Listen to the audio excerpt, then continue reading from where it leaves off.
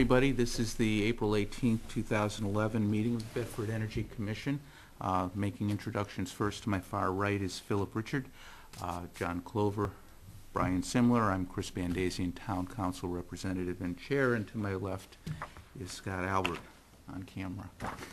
Gotcha. With us here tonight is Greg Thompson, and Greg is from Resident Power, and he's going to discuss the potential availability of reduced electricity supply rates to residents. So, without further ado, Greg, the floor. Thank you very much for having me this evening. What I wanted to talk to tonight, John was nice enough to invite me, is a problem that we perceive to exist. I think everyone would probably agree that the cost of electricity for residents in New Hampshire is just simply too high. In 1999, New Hampshire passed laws that deregulated the electricity market. What that did, in effect, was it separated out the transmission of the power to your home from the supply of the power. So all the electrons that you purchase, what that did was it allowed competition, other retail suppliers, to come in and offer rates against what the local utility rate is, what we call standard offer. It worked out really well, and is working out very well for large companies, medium companies, even some larger small businesses are seeing great benefits from it. But unfortunately, the competitive benefits of a deregulated market hasn't trickled down to the residential market. Why this has happened? I really believe it comes down to two different things. There are robust offerings by retail suppliers in Connecticut, New York, New Jersey, many different states that are deregulated. For instance, in Connecticut, I believe there's about between 15 and 20 different retail suppliers offering energy service to residents of Connecticut. For instance, I think in Connecticut Light and Power, the spread between the local utility price and the lowest competitive provider of power is about 20%. That's the effects that competition in the market can have. So why don't we have that in New Hampshire? I really believe it comes down to two things. It comes down to default risk, which is there's a risk of people not paying their bills. And in the state like Connecticut, what they did was the state turned around and said, we're going to guarantee to retail suppliers, if you come to market to residents, we're going to guarantee you that if your client defaults, the utility will pay you that bill anyway. So you don't lose any money. There's no way to be upside down by a customer not paying you. On the other hand, and I don't think that's going to happen in New Hampshire either anytime soon, but on the other hand, you have, it's just simple business. You have marketing and advertising expenses. And the cost of power, I shouldn't say that, the use of power, the level that an average resident uses in New Hampshire, and Connecticut for that matter, doesn't really justify the cost to new market entry and risks. So that's why the state of Connecticut put up the opportunity saying, we'll guarantee you that if your client defaults, that the utility will pay you anyway. The other thing is marketing and advertising and market saturation, market density. In Connecticut, there's more population. You have a more densely populated state than you do in New Hampshire. So every dollar spent in Connecticut will hit more people in marketing than it does in New Hampshire. So the cost is less in Connecticut to advertise to the customers than it is in New Hampshire. So what do? We need to create a marketplace for residences and very small businesses that gets rid of the barriers to entry. I mean, it seems pretty straightforward, but how do you do it? Well, let's knock them off one by one. You have your default risk. Well, no, I'm not a legislator here in New Hampshire, but I'm pretty sure no one's going to pass a law saying they're going to pay a retail supplier if someone defaults. However, I really don't believe you have to, because New Hampshire is extremely unique in the sense that New Hampshire pays their bills. The default risk in New Hampshire is almost nothing. I think there's a default rate of about between 2 and 3% for New Hampshire residents paying their utility bills. Incredibly low. I think it's the lowest in the nation, if not darn close to the lowest in the nation. So I really believe that alone eliminates that piece of barrier to entry. Now you take the marketing and advertising expenses. That's where we come in. We are pooling together thousands of residences and their residential accounts for electricity. So individually, none of us really have enough leverage or clout to demand anything from a supplier because we just have a very little bit of power we use, comparatively speaking, to big-sized corporations or even mid-sized corporations. However, together, the residents of New Hampshire use 40% of all power that is purchased in the state, but the individuals don't have the leverage to get better prices for it. So we're pulling these accounts together, and we feel that by coming to market with thousands of accounts, that creates basically one load asset that we can have retail suppliers bid on. That eliminates marketing and advertising expenses because they've got the customers right there.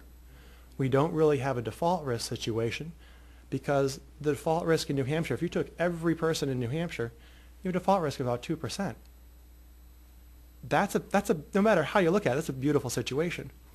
So we really feel that these scenarios was very beneficial. By eliminating the marketing and the advertising expenses, knocks down the last barriers. So, with that being said, where do we start? And resident power, we already have. We have started pulling these accounts together. We're aiming at getting 5,000 accounts for the first offering that we're going to do. And how does that work? Well, we take enrollment forms, and you can go online to, can I say my web address? Absolutely. Okay. You can go online to www.residentpower.com. It's a very simple website. It's very clean. It just tells you what we're doing. It has a big question and answer section, and then then you have an application.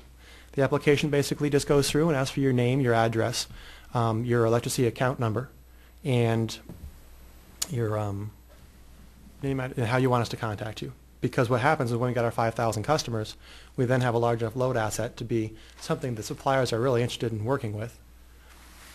We select a supplier, and we'll just contact you that, hey, your account, we've gotten a supplier, and we have terms that we require that they follow. We want to make sure that the resident does not have any further costs, no risks, and a fixed rate below the local utility rate, which we call standard offer. So the suppliers that actually meet those criteria are willing to do that, and they shouldn't be an issue with any of them doing that. They come in, we select a supplier that we feel is best, and we'll just notify you. Hi, Chris. Your account has now been, enrolled with supplier X. Now, and then what you have to do next, do anything else. That's really it. I mean, that's the beauty of the whole thing. Once we eliminate the barriers, there's nothing else you have to do. The next meter read, you'll just be receiving the same bill you've always had. From, if you're in PSNH territory, for instance, you receive the PSNH bill. In the front, you have your PSNH delivery charges. The next page, where it usually says supply, is the PSNH is the supplier. It'll be supplier X, whoever was selected for this offering, and then the lower rate you're going to pay. That's it.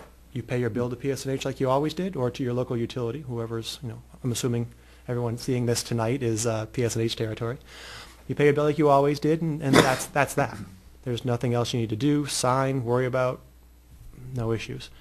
A big question I often get is, okay, well, Greg, so I signed this agreement, you have my account number, you communicate with me that my account's now been rolled in, that the leverage worked, and we're getting lower rates. What if I just don't like the color of your hair? What if I don't want to do it anymore? By the time it comes around, I just don't feel comfortable. Well, the laws of the state of New Hampshire say you have a rescission period of 3 to 5 days, 3 days by email and 5 days by normal mail to opt out. And there is no catch there. If for any reason at all you decide you don't want to do this, you just send me an email or write me a letter. Your account is pulled from that pool offering. Nothing happens. Your utility bill comes next month. You still pay the higher standard offer rate. Nothing's different. So I kept this as short and kind of sweet as I could because I really wanted to have some time. I don't want to go too long into your areas. I want to have some time to answer questions if you have them. So if you do, I'd love to field some of those. Sure. Yeah, Phil. So what's in it for you? How do you get paid? I get paid by the supplier.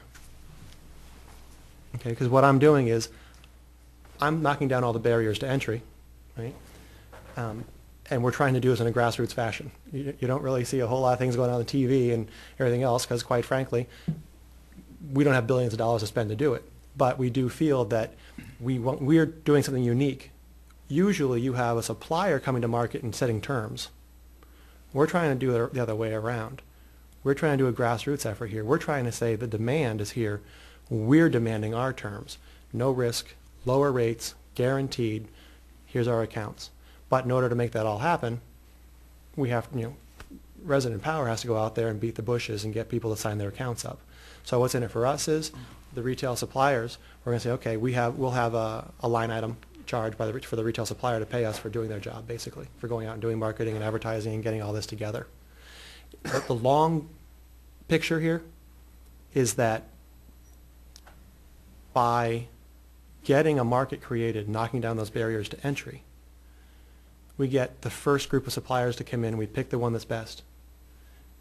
Once one has that, we get our first term happening, and there's no close. You can continually enroll. You can forever, and we'll just go out with a tiered offering. Once we get enough people, we have enough load, we'll go offer again. Once other suppliers see that, oh, look at this, 40% of the energy load in New Hampshire is residential. New Hampshire doesn't have any considerable default rate. They've been educated about their options, and one supplier's in there fighting against the local utility, and they're making all the gravy. That's how it all happens. Then dominoes start falling. Another supplier comes in, another supplier comes in. You get 2 or 3 or 4 more in, and now you're doing things like Connecticut did, without having to have rules like the state imposed for having the utilities compensate suppliers for customers that defaulted. So that's really the big picture, how we want this to happen. Anybody else? Yeah, John? Yeah. Okay, you're looking to get at least 5,000 people. Well, the whole state. Residences, I should say. In the whole state.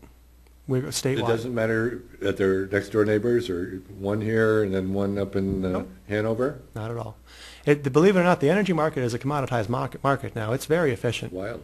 Yeah, what happens up happening, in effect, behind the scenes, we'll have a application. It's a very short application, and it just identifies you with a signature in your account. When we have your account, PSNH knows who you are. And we're talking PSNH now, but it goes for Unitil, it goes from, for all the utilities in the state of Maine. They know who you are by account, and by address, and by name. So when you roll accounts in, you provide all of the accounts that signed up, and it goes into their database, and they know exactly who you are. It's on a certain form you got to fill out, and just once that next meter read comes, it all just rolls and changes the pointer to the supplier. So it could be you and not you, you and you but not you, me, and 15 people who are neighbors, and that whole block but not her. It doesn't matter. It's all based on account number. It's all in a database. Okay, now if I sign up today, Yeah?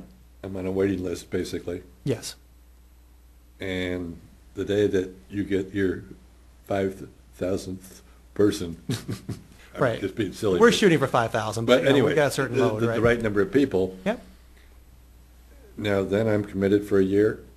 Yes. Is that the, I'm just Now, trying to you're understand. committed to a year for allowing us to go and make offers for you. You're not committed to buy anything. Okay, 'cause like I said, you can opt out anytime you want to. So you're committed, so you're saying, yes, I want to offer my account to be part of this pool to be able and go and get a better rate from a supplier. And the application you sign is for a year. Now, when we go out and we find a supplier that's willing to meet all the criteria, and we bring them, we'll roll your accounts in. We are mandated to notify you as soon as we have that information. When we do notify you, you can say, nah, I don't want this one, Greg. No thanks. You opt out, send me an email, drop me a real mail, call me. I don't want to do it. What's your account number, John? Okay. Account number's pulled out of that offering. Okay, You're- so the same as if you move from your house? Same thing. You just say, Yep, I'm done. sorry. And there is no reason. It doesn't have to be for good cause. It can literally be, Greg, I can't stand your haircut. I'm out. It doesn't matter. It's an opt-out clause that the state of New Hampshire has. Okay.